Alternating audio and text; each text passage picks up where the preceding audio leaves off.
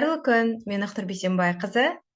Ағылшын тілін нөлден бастап оқып үйрену атты курсының бүгін 4-ші сабағы. Егер сіз сабаққа алғаш рет келіп тұрған болсаңыз, бірінші сабақ, екінші сабақ рет-ретмен көріп алуды ұсынамын. Сіздің жасыңыз маңызды емес, өйткені ағылшын тілінің фонетикасы мектеп қабырғасында,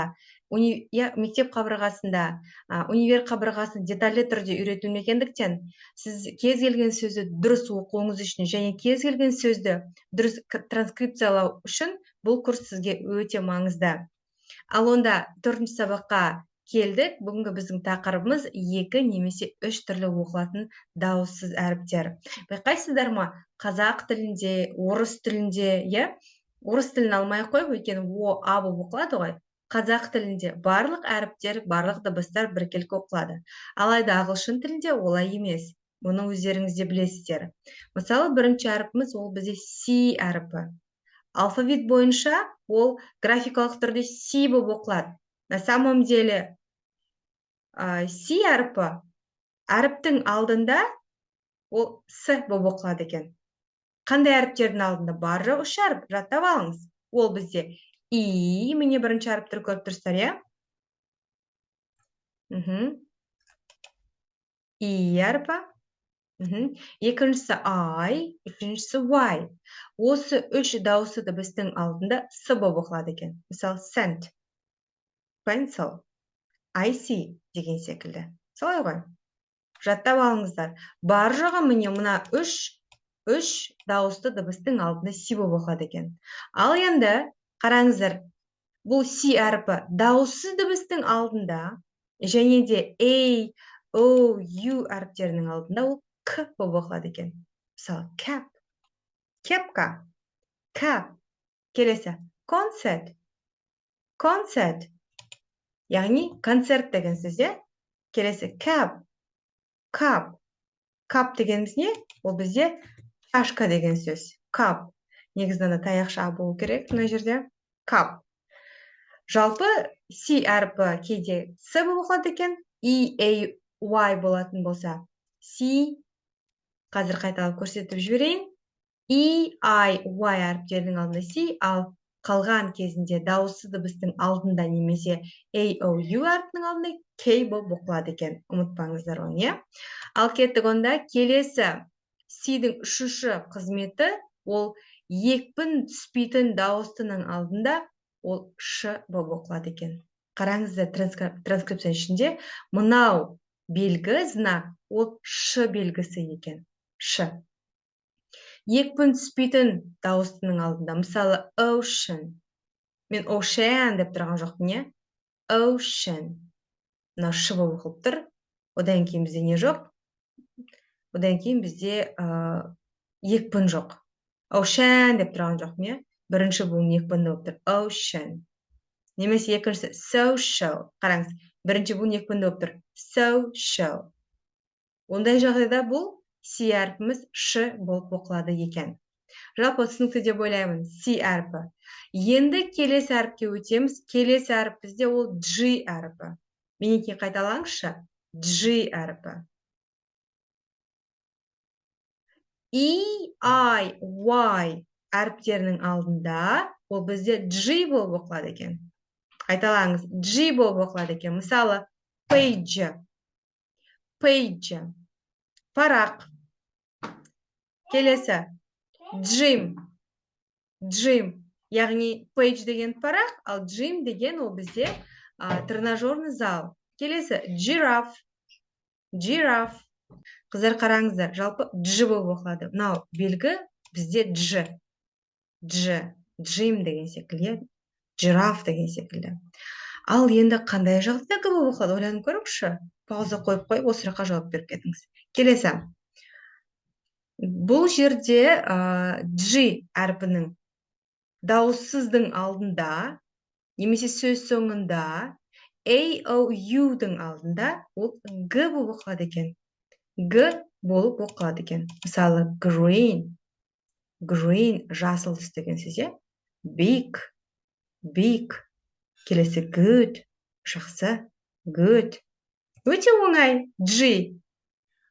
егер EIY-дың алдында G оқылады, қалған кезінде G болып оқылады десеңіз болады, иә? Ал кеттік онда келесі. Бізде бұл графикалық тұрғыда S болып оқылады.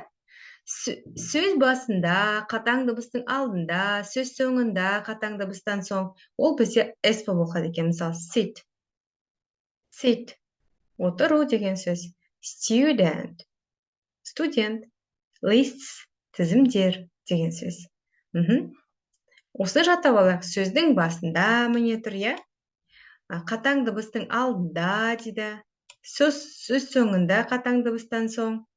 Ондай жағдайда С болып оқылады екен. Ал енді қараңыздар, бұл S әріпі Z болып та оқылады екен. Қандай жағдайда? Дауысты дыбыстардың арасында, дауысты дыбыстың соңында және ұяң дыбыстан соң. Мысалы, please, өтініш, please, қараңызшы, Z болып оқылып тұр. Өйткені S екі дауысты дыбыстың ортасында тұр. Немесе дауыстыдан кейінде тұр, міне, ties.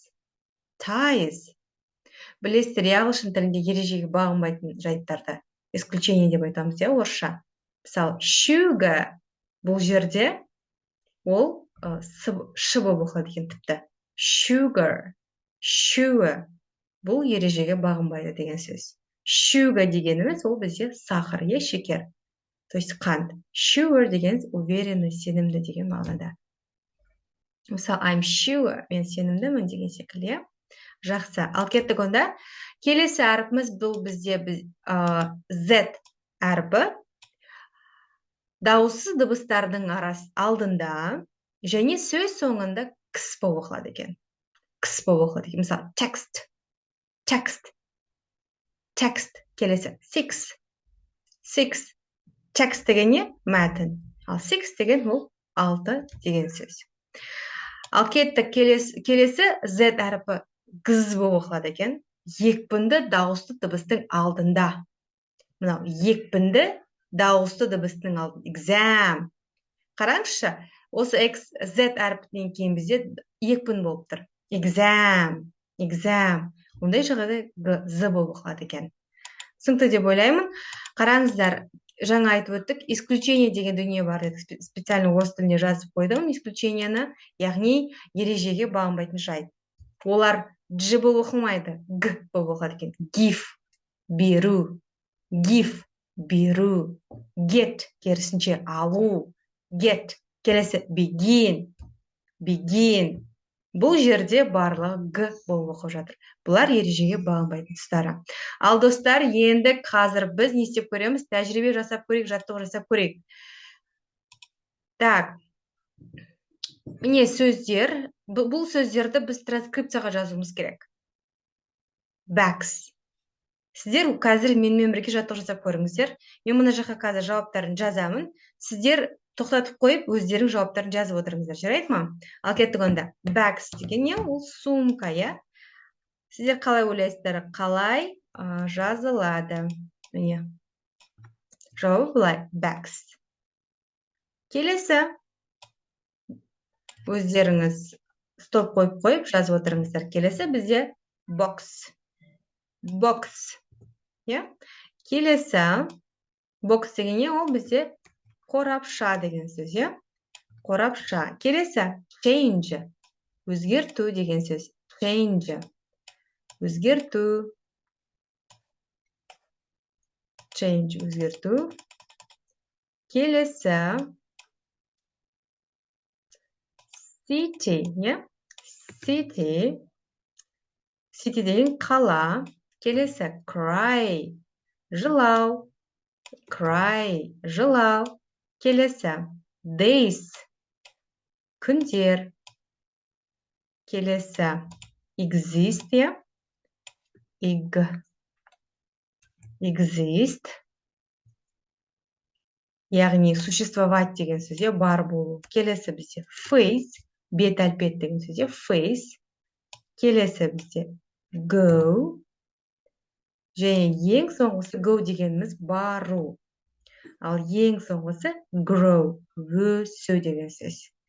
Міне, біздің бүгінгі сабағымыз аяқталды. Жалпы сіздер бұл сабақта 3-4 әріптердің дұрыс оқылу нұсқаларымен таныстыңыздар және бірге жаттығу жасап көрдік. Стоп қою арқылы, пауза қою арқылы өзің жазып үйрендіңіз. Сіз уже 4-5 әріптің қалай транскрипциялайтынын үйрендіңіздер. Келесі 5-ші сабақта кездескенше сау саламатта болыңыздар.